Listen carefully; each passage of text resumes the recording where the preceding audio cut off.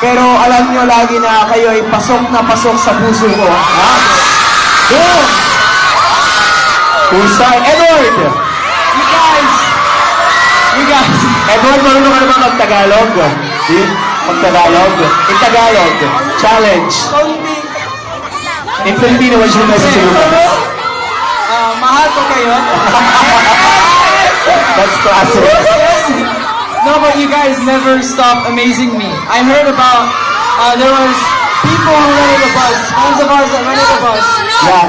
and they traveled all the way here just to see us tonight. To those people especially, thank you, and of course to everyone else of yours. I see that from my life, from Marco, from Young, from Christian, everybody. So thank you guys. I really appreciate it. I love you guys so much, and I hope to see you again soon. Very good. How about you, Ivory?